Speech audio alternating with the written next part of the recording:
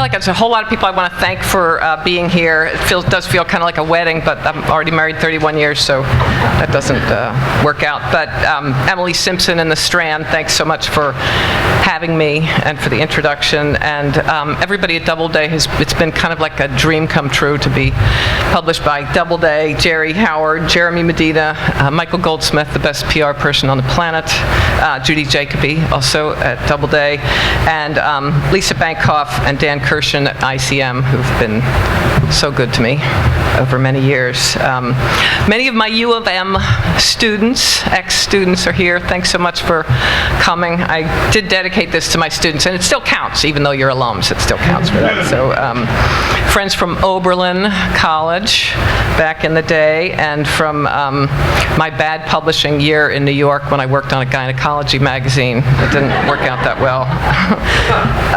And from grad school, my friends Missy Bank and Sam Stoloff, thank you for coming. The Schumachers are represented by my niece, Jennifer Langsdorff. If anyone needs a neurologist in New York, she and her coterie can help you. The Jacobs Group here in force, thanks so much. And Emma and Lucio, my daughter. When my first book came out, I went to Barnes & Noble and read, and she was about this tall and stood next to me and wanted to hold the sign the whole time. She wanted to turn the pages for me. "This is my mom's book," she said, and that was great fun. So, and if you can't hear me ever, wave and I'll be louder. I'm going to read just small selections from here and there. If you don't know about this book, it's told in letters of recommendation written by a kind of enraged nut job named J. Fitger.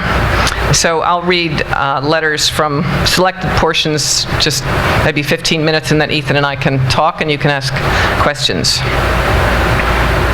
Here's the first letter. September 4, 2009. Theodore Botti, Chair, Department of English. Dear Ted, your memo of August 30 requests that we on the English faculty recommend some luckless colleague for the position of Director of Graduate Studies. You may have been surprised to find this position vacant upon your assumption of the chairship last month. If so, trust me, you will find many such surprises here. A quick aside, Ted. God knows what enticements were employed during the heat of summer to entice you, a sociologist, to accept the position of chair in a department not your own, an academic unit whose reputation for eccentricity and discord has inspired the upper echelon to punish us by withholding favors as if from a 6-year-old at a birthday party. Perhaps, as the subject of a sociological study, you will find the problem of our dwindling status intriguing. To the matter at hand. Though English has traditionally been a large-ish department, you will find there are very few viable candidates capable of assuming the mantle of DGS. In fact, if I were a betting man, I'd wager that only 10% of the English instruction list will answer your call for nominations. Why? First, because more than a third of our faculty now consists of temporary adjunct instructors who creep into the building under cover of darkness to teach their graveyard shifts of freshman comp. They are not eligible to vote or to serve. Second, because the remaining 2/3 of the faculty bearing the scars of disenfranchisement and long-term abuse are busy tending to personal grudges like scraps of carrion on which they gnaw in the gloom of their offices. Long story short, your options aren't pretty.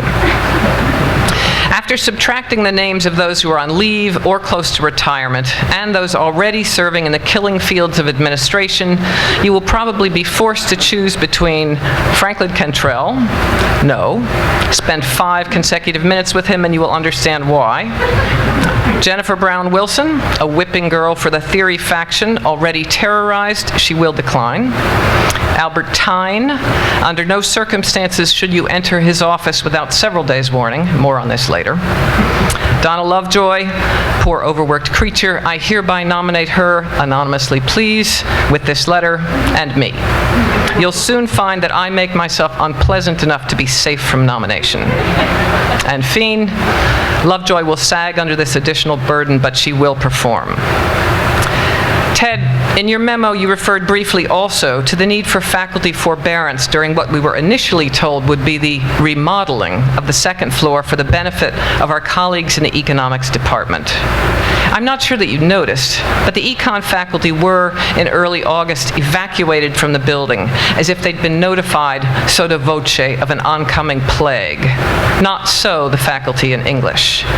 With the exception of a few individuals both fleet of foot and quick-witted enough to claim status as asthmatics, we have been left behind, almost biblically, expected to begin our classes and meet with students while bulldozers snarl at the door. Yesterday afternoon, during my multicultural American literature class, I watched a wrecking ball swinging like a hypnotist's watch just past the window. While I am relieved to know that the economists, delicate creatures, have been safely installed in a wing of the new geology building, where their physical comfort and aesthetic needs can be addressed, those of us who remain as castaways here in Willard Hall risk not only deafness, but mutation. As of next week, we have been instructed to keep our windows tightly closed due to particulate matter, but my office window, here's the amusing part, Ted, no longer shuts. One theory here, the deanery is annoyed with our requests for parity and has decided, and weary of waiting for us to retire, has decided to kill us. Let the academic year begin. Cordially and with a hearty welcome to the Madhouse, Jay. Oops. You don't have to applaud up every letter. I'm just getting some water.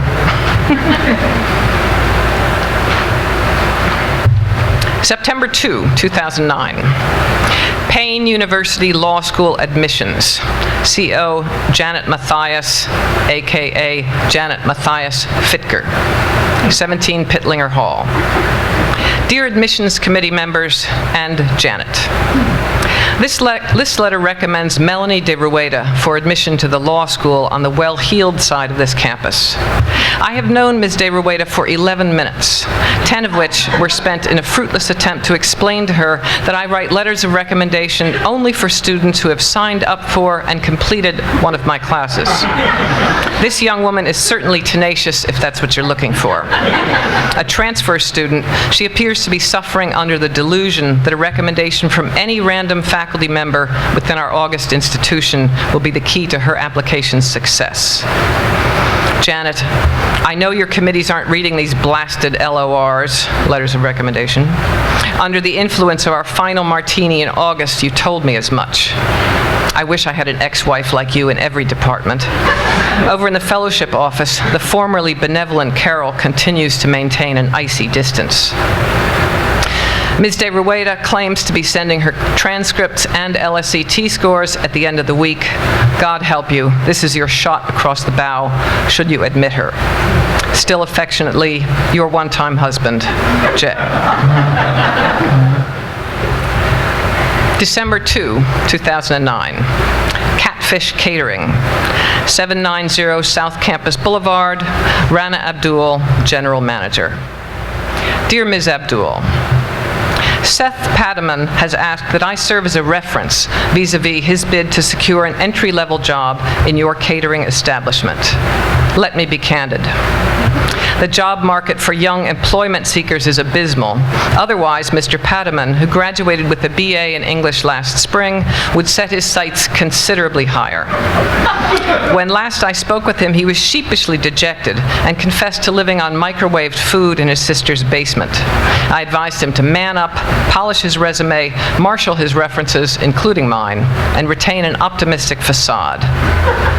Still, Catfish Catering, all too familiar to those of us immured in the culinary universe of inexpensive university-sanctioned cuisine, is one of the most gruesome sources of provender on the planet.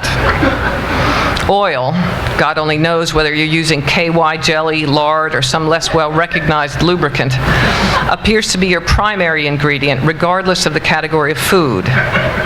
Last year at the banquet honoring the installation of our new provost, I made the mistake, yes, it was my error, I admit it, of consuming a modest portion of tilapia from the groaning board. I was ill for 3 days.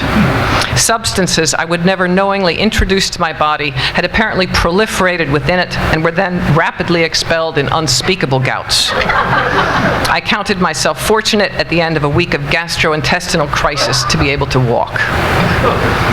Seth Patterman is a bright-eyed, well-intentioned young man, not the most accomplished among recent clusters.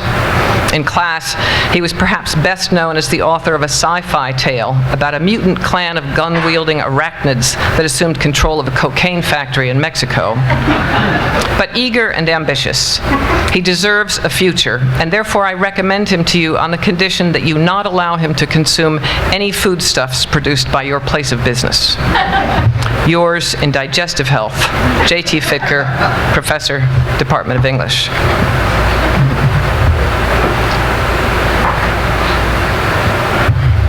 This one's for my former MFA students.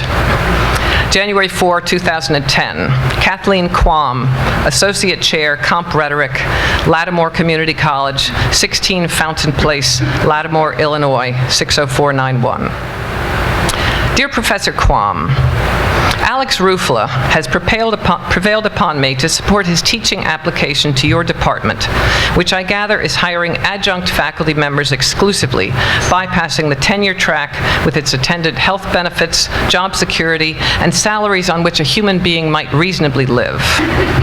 Perhaps your institution should cut to the chase and put its entire curriculum online, thereby sparing Ruffala the need to move to Lattimore, wherever that is. You could prop him up in a broom closet in his apartment, poke him with the butt end of a mop when you need him to cough up a lecture on Caribbean fiction or the passive voice, and then charge your students $1,000 each to correct the essays their classmates have downloaded from a website. Such is the future of education. How do I know Alex? During the early years of his doctoral studies in English at Payne, he was assigned to me as an RA.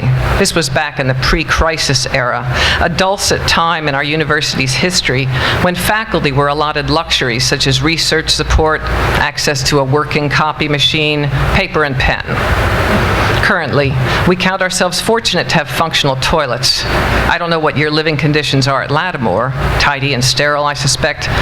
But here, given a construction project initiated on behalf of our economics faculty, who must be kept comfortable at all times, we are alternately frozen and nearly smoked via pestilent fumes out of our building. Between the construction dust and the radiators emitting erratic bursts of steam heat, the intrepid faculty members who have remained in their offices over the winter break are humid with sweat and dusted with ash and resemble two-legged cutlets dredged in flour. In any case, Alex. I leave to others the task of evaluating his thesis and will limit myself to discussing his performance as my RA, which was more than adequate. Ruffala is highly capable, efficient, and independent. I confess that some of the assignments I gave him might have been easy to misinterpret, based as they were on episodes of my own life and experience. At that time, I still indulged in sweet dreams of success, blissfully ignorant of the relentless downward drift of my career. But Ruffala seldom lifted an eyebrow. Like a waiter committing a lengthy order to memory, he would listen and nod, hands in his pockets, and then disappear, presumably heading home to work by himself in his footy pajamas, uninterrupted by the demands or neuroses of his supervisor. He always got the work done. I urge you to hire Alex Ruffala and to offer him a position commensurate with his multiple decades of education and his abilities, that is, a position well above, both in salary and rank, the one your college has posted. Hoping the new year inspires conscientious behavior in one and all, I remain Jason Fitger, Professor of Creative Writing and English, Payne University. Let's see. I'll read a couple more and then make Ethan come up and talk to me. January 20, 2010, Aaron Young, Human Resources, Compumetrica, Inc., spelled with a K, Compumetrica, 77 Laguna Avenue, Bloomington, Minnesota, 55420. Dear Mr. Young, Ms. Vanessa Cuddigan has asked me to submit a letter of reference to your poorly spelled organization on her behalf. While I have only praise for Ms. Cuddigan, who graduated 2 years ago with a major in English, I had expected her to ask that I recommend her for graduate school. Instead, having completed a stint with Teach for America, she is now apparently desirous of some sort of data entry position with your firm, clearly a soul-squelching enterprise. I have asked her to explain herself, but she is evasive. evasive, leading me to wonder if something unfortunate happened during the past 2 years to destroy her ambition. Should you hire Ms. Cuddigan, you will find her thoroughly impressive. She's extremely bright, her insights are fresh, and she has a talent for synthesizing heterogeneous ideas into compelling interpretations of the assigned material. Were she applying to graduate school, as I have repeatedly urged her to do, I would take the time here to describe her thesis, a sterling examination of the concept of secrecy in the work of two contemporary novelists, Louise Erdrich and Jonathan Safran Foer. But she has made her Faustian bargain and pinned her newly constricted hopes on compumetrica, so I will limit myself to recommending her on the basis of her brilliant analytical imagination, her originality of approach, her open-mindedness, her impeccable character. You or any other employer will be very fortunate to hire a person such as Ms. Cuddigan, who may one day rise to leadership in your organization, at which point I trust it will adopt a more reasonable spelling.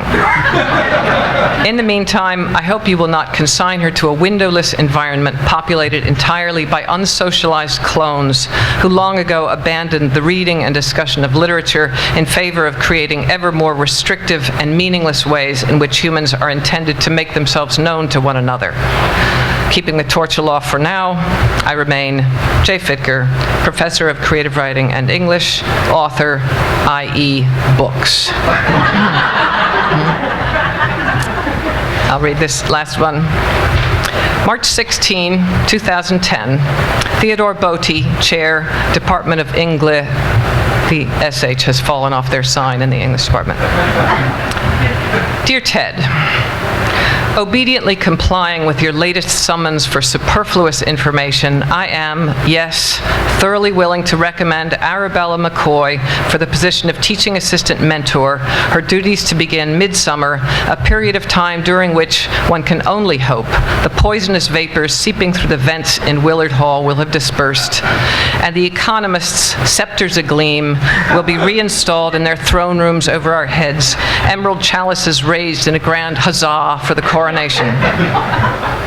You understand, of course, that Ms. McCoy is a stranger to me. I may have glimpsed her in the hall, poor burdened wight, as she trudged from one lecture to another in her yard sale clothes, thick piles of yet-to-be-graded undergraduate essays under a raw-boned arm. But mainly, as required, I have skimmed her CV and her letter of interest, both of which express the requisite theater of the absurd language about pedagogy and the euphoria of learning. Suffering creature, by all means, yes, yes! I endorse her bid for the mentorship. May the bump in salary allow her to avoid scurvy by adding fruit to her diet once a week. While we're on the important topic of health, there must be something you can do, Ted, about the thick coils of tubing that, as of yesterday, emerged from a sizable hole in the wall outside my office.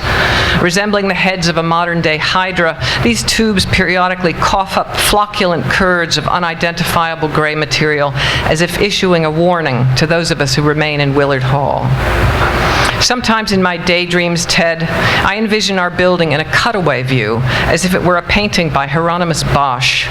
The economists placidly robed in the uppermost quadrant, nearest to God, and beneath them, on the lower floors, close to the churning wrath of the boiler, the condemned in a blood-stained, pulsing version of hell. I am sure Ms. McCoy will be an apt and responsible mentor, extracting pleasure from the task. As always, yours, Jay. So, okay, first of all, congratulations again, Julie. I hope, did everybody see, this book has been getting amazing reviews. Just today, was it the Boston Globe? Yep. Said this is the beach book. It's a good read to take on your summer vacation, which was sort of shock. I mean, it's a great book, but it's going to make you sort of angry more than anything else. I was Julie's student, and I feel, as I was reading this, I could just feel the hair stand up on the back of my neck, because I've asked, I don't know how many times I've asked you for letters of recommendation. Many, many times. And I'm sure that all of your students are sort of hidden in there somewhere. But I was pleased that some of my short story ideas, which were as ridiculous as the spiders attacking the cocaine cartel, didn't quite make it in there. But so I was going to try to convince you guys to buy the book, but you have already bought it because you have to, if you sort of came here. But one of the things that impressed me about this so much, and I think is really unique, is that the book is composed entirely of these letters of recommendations. And I think that my first question, in addition to like how fun was this book to write, because it's wonderful to read, was how did the idea to write a book composed entirely of letters of recommendation hit you? It was definitely sort of, is this on? I feel like I don't hear it, but maybe you guys do. Okay, good.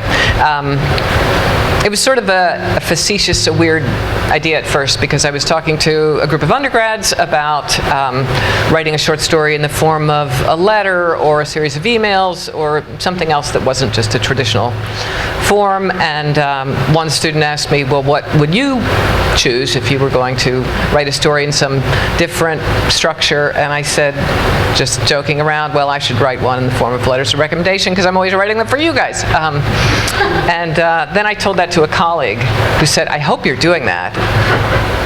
And at first I thought, really? But the more I thought about it, I thought it would be fun to have a structure. I'd never started anything with a structure. I almost always start with a character. And I figured, well, if I had this restrictive structure of letters of recommendation, the only way to make it work would be to make this guy be a total egotist and a jerk, because he has to be talking about himself. Otherwise, I can't convey who he is. So once I realized I could make him wildly egotistical, it became appealing to me as a project. I can understand absolutely. How many of these do you write a year, would you say? You, Julie. Because Jay Fitger has written, what I think he keeps very... If you count the updates, Ethan Rutherford is again applying for it, Yeah, Dear RV Park, Ethan the Rutherford ones that you change the date on, and about 100, probably. 100 a year? Probably so. Okay. 75 to 100. And so this is an unfair question. It's a question that novelists hate, but I'm going to ask it anyway. How was creating Jay Fitger? I mean, was that a bit of a release for you in sort of writing? Great. It felt great.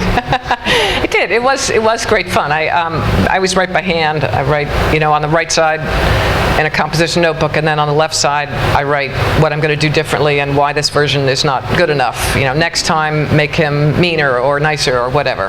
But I just try to keep going on the right side of the notebook. And I wrote this one faster. I try to fill up at least 2 pages a day if I'm working on something. And this one I would get to my 2 pages, and whereas with other projects I would think, oh, thank God, 2 pages done. Now I can do something else, drink more coffee. This time I would realize I'm going on to page 3 and page 4 because he was so fun. He was really fun. And I would say to my spouse, who's a political scientist, my in-laws are here representing him. He's in Minnesota. Okay, give me something else weird that academics do. And he and I would bat things back and forth, which was also enjoyable. So,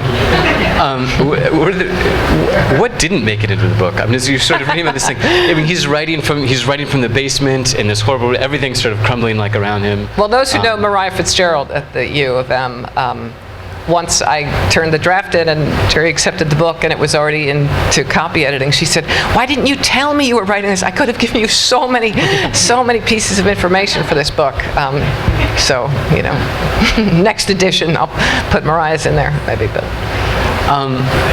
So this is that you guys will sort of see as you read the book. It's not simply sort of a collection of like one-off recommendations, and it's really fun to sort of watch Jay Fitger sort of continually sort of get demoralized by what he's being asked to do for his students. He's writing to RV parks. He's writing to there's like a nut house where he's that for some reason requires a 2-page letter of recommendation. Actual nuts, not crazy people. No, like actual nuts. Yeah. Like I'm gonna go scoop almonds. Cashews. Yeah. That requires his attention and is pulling away, and you can just feel the walls closing in on him because he's had some novelistic success, but it's definitely on a downward slope, and he's managed in his writing to alienate everybody who's ever cared about him. His colleagues, his ex-wife who he always has to write to, his sort of old writing buddies. Nobody seems to return his letters of recommendation. It's like he's just sitting in the letter office, just sending things out over and over again. But there is connective tissue in this book that you'll see as you read it, and it's a hilarious book, as everyone's sort of been pointing playing out. But I also found it to be really sad as this sort of story progressed. And one of the questions that I guess I would ask for you is you set up the constraint. Every entry in this book, every chapter is a letter of recommendation, but you also have to get sort of story in there. So I was wondering how you sort of went about thinking about the narrative arc of this year. It's 1 year, and in what you see in front of you are all the letters of recommendations that he writes over the course of a year. Characters recur.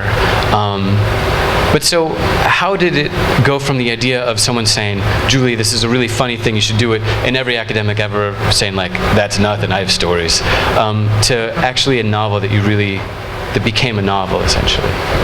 I did think that was going to be the work of the book, is to figure out how to make a through line and tie it together somehow. And again, other than making him an egotist, I wanted him to champion one person in particular, and he has one grad student in creative writing. His creative writing program is going to be closed down, but he's got this one remaining guy, and he needs this guy to succeed, or else he's going to feel that he doesn't have anybody left to mentor or to work with. So he champions poor Darren Browles, who is writing a 500-page rendition or homage to Bartleby the Scrivener, which most people know is about this big, but Darren has blown it up into this monstrosity titled Accountant in a Bordello. That's right. That's right. And I did not like, I read Bartleby as an undergrad, and I remember thinking at the time, this is the most absurdly dull book. I still think, I don't know, maybe other people like Bartleby, but I just think it's the most weirdly boring book I'd ever read, and I thought that'll be the book that Darren will be working with. So that gave me a way of gluing his year together, that there would be a few people, his ex-wife, to whom he writes, she's in the law school, his ex-girlfriend, whom he's just offended in a terrible way, who's in the fellowship and aid office at his university, and Darren Browse. Those three gave me a bit of a string to weave through the book. Can we? I don't want to spoil the end, but it goes. The way that the book works is it disarms you. You think that this guy's just sort of like a funny prick, sort of sitting in his basement. He's wonderful to be around, and then you start to go, hold on a second. There's like a lot of pain and sort of sadness here. Particularly, you start to go, hey, nobody's returning these letters. You get no sense that anybody's even listening to anything that he has to say. Everything is sort of constantly disappointing. The world's sort of crumbling around him. And then it started to feel to me that what the book was sort of about was about maybe the idea of helping or sort of mentorship and sort of the perils that are inherent in that, because he has Jay Fitger, who's writing all these letters, has a mentor who essentially plucked him from, they went to the seminar, which is that the workshop? Like the workshop, the Iowa Writers Workshop. Part of the fun of this book is sort of seeing the kind of the slant rhymes and seeing who comes in for a beating. But he had a mentor who picked him from obscurity and essentially started him off on this path that he's continued on, and now that trajectory has crashed and burned. And you get a sense that that's weighing on him a little bit as well. So as I was going through, I started to wonder how much mentorship and the idea of helping was on your mind as the writer and Jay Fitger's mind as well.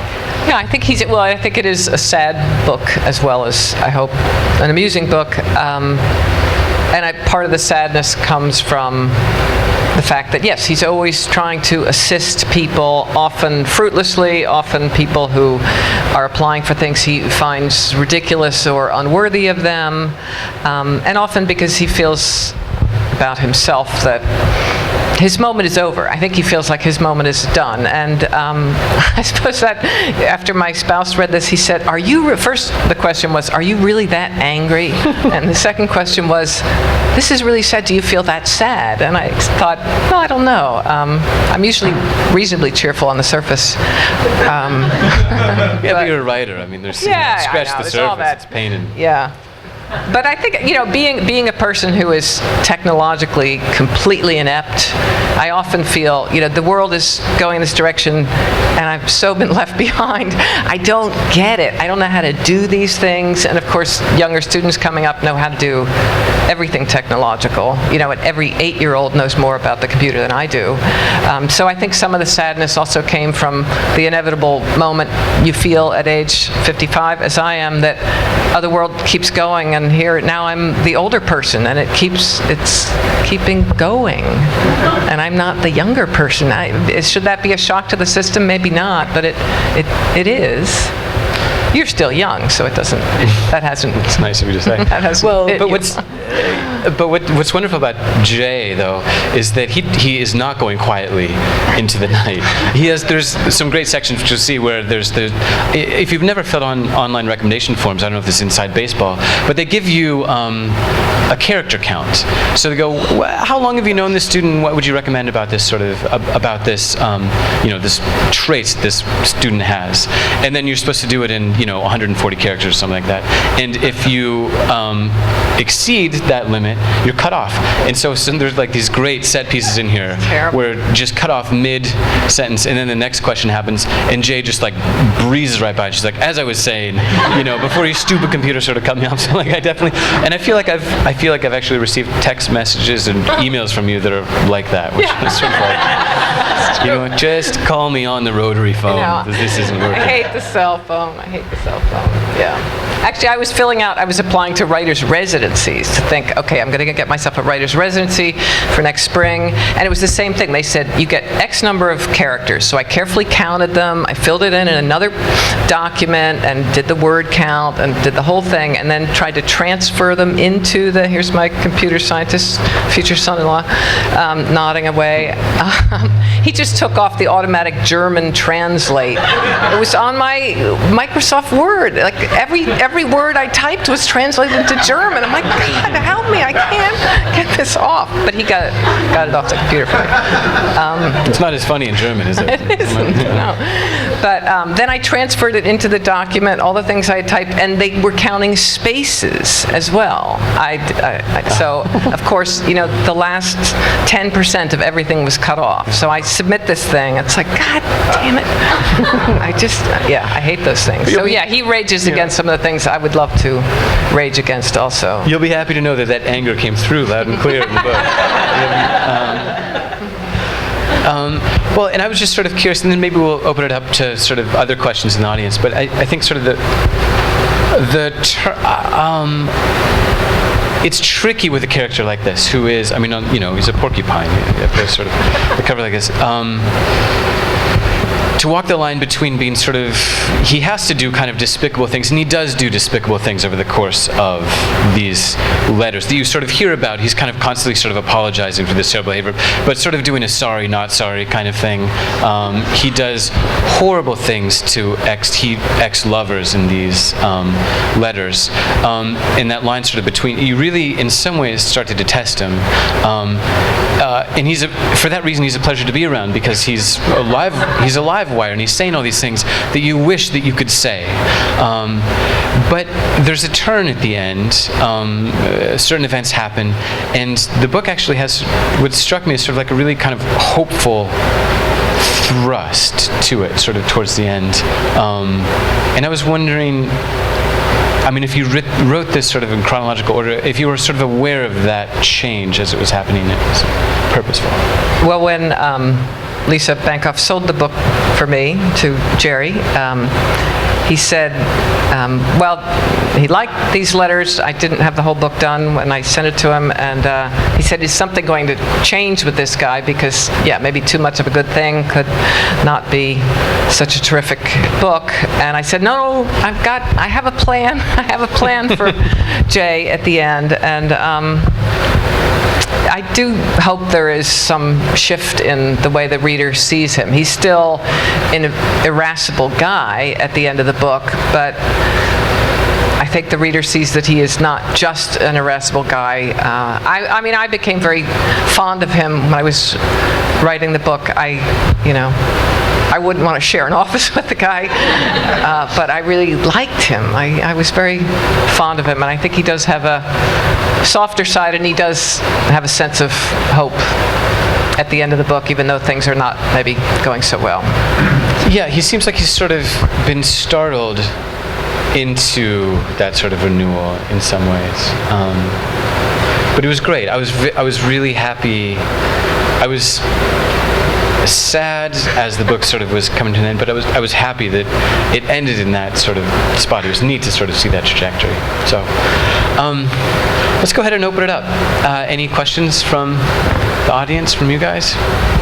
I will bring you an official microphone.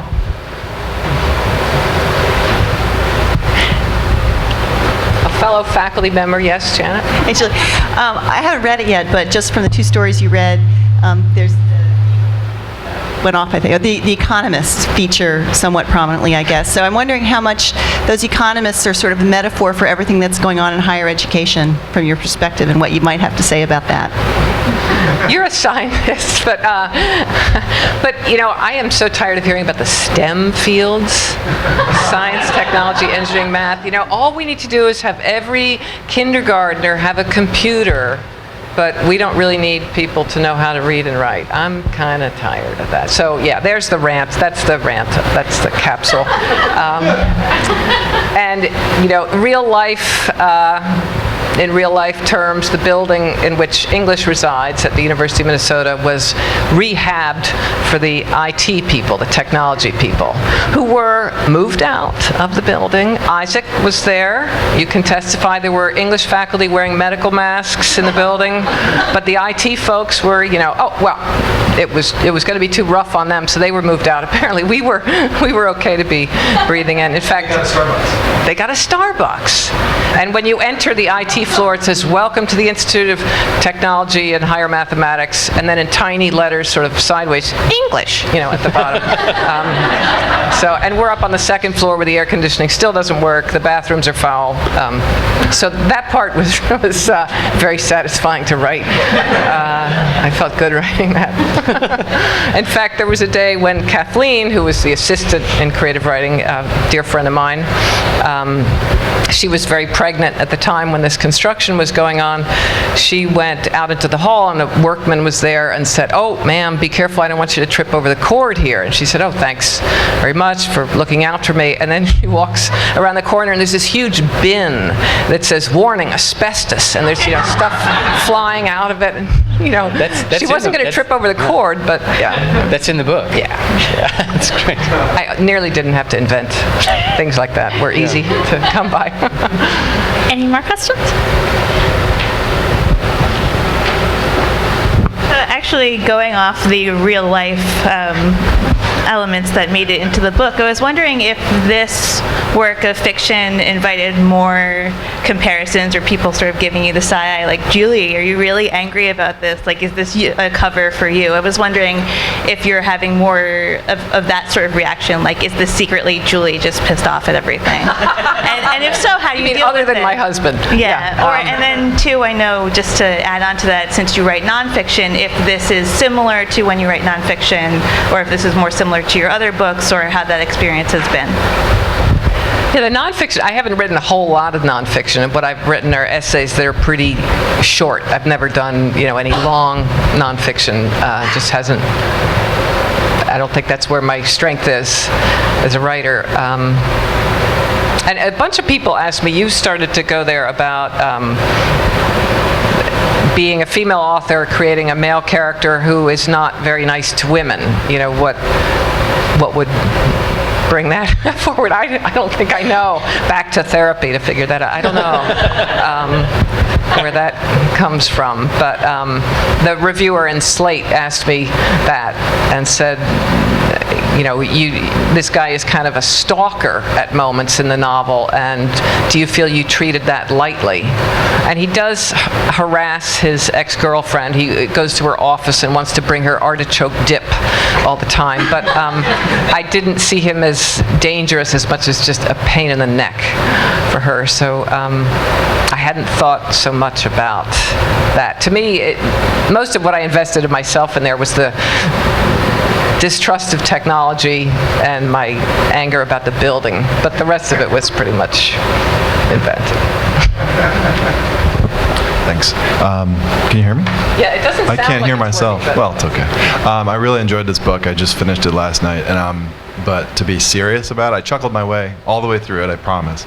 But there's two really serious issues that you have in there, and both of them to me seem like they have no constituency, meaning no one cares about these things. The first one is your treatment of contingent faculty throughout the book, and the second one, which is probably more fun to talk about tonight, would be the kind of attitude towards plagiarism. There's one letter that I'm thinking of using in one of my classes, the letter about the attitude that one of his students has after he catches her plagiarizing, and it seems like those are two of the contours of higher education these days, unfortunately. But I was wondering if you had any experiences about that made you write the plagiarism letter. Yeah, the plagiarism letter was fun to write because it's, you know, I often find people plagiarizing and there's a protocol to it. You know, you leave the office door open, you have the tissues at hand, and you don't say, I'm accusing you of plagiarism. You know, you say, I have read this passage in your work, and here I have read Virginia Woolf. Could we look at these together? You know, and you're supposed to get the student to come to the point where they can't deny what they see with their own eyes. But it's amazing what they come up with, and anything to deny. And I'm on now a terrible campus committee that's basically, you know, behavioral consultation. I forget what, it's got some long name, but it's basically a mock trial. The students who are accused of plagiarism and refuse to acknowledge it will bring their father, their mother, their lawyer, their next door neighbor to testify to their character. And the two I was on lasted about 6 hours. You know, everybody gets to testify. And I keep thinking, can't we just give this guy his F and have him go home? But no, you can't. It's very hard to do that. And the adjunct issue, I think it's, what is it, what percentage are now adjunct faculty at most universities? Well over 50. It's, you know, and they're not being paid what they need to be paid. Yeah. Yeah, I sort of, going off that, I mean, that was one of the things that reading this, where his sort of heart started to show, J. Ficker's heart, where he was standing up for people who were sort of in sort of more vulnerable position. I mean, he stands up for vulnerable people in that way. And I think another sub-story, I mean, there's Jay and sort of what's happening with him, but there's also sort of his critique, like you're talking about, sort of the state of sort of the academy with academics, but there's also sort of a mental health sub-story in there as well. And you wrote that article, right? The nonfiction piece that was in sort of New York. How much was that sort of informing these things as well, right? If we're talking about the letter of recommendation, that ostensibly what you're supposed to do is you're supposed to help, but he says at one time, we're in the business of trying to believe in things that don't yet exist, right? Then he runs into sort of problems with some students who are clearly sort of suffering in ways that he can't help. I mean, at what point did that sort of enter the story as well? And same with sort of the adjunct stuff. He can't sort of do anything about sort of the adjunct problem that's going on. Yeah, he writes an angry letter to the Office of Mental Health, basically saying, I have this. Well, he writes a couple letters. One when he has a dangerous student, and I had an article in the Times about potentially dangerous students, and one about a student who's just very distressed. He calls her a human bath of tears. It's someone who, you know, has more of a garden variety undergraduate distress going on. But he advocates for them. I mean, he puts his foot in it all the time, but I do, yes, want to see him as somebody who has a heart and who would advocate for people, even if not tactfully, diplomatically, in a balanced way, or anything like that. Somebody needs to tell us if we're like going over. We have time for one more question, actually. Make this very fast. A lot of this resonates with just accepting aging and moving through the generations. Do you have some... How old am I? Yeah. No. Are you glad you don't have to write for children anymore? That this is something let's just get it all out there. Those little brats who are better than I am at everything, so thank you.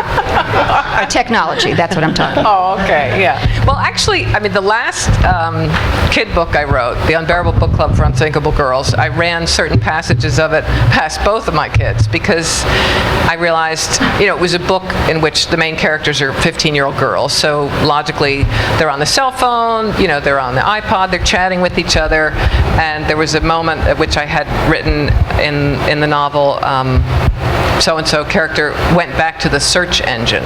And my younger daughter says to me, who says that? No one says go to a search engine.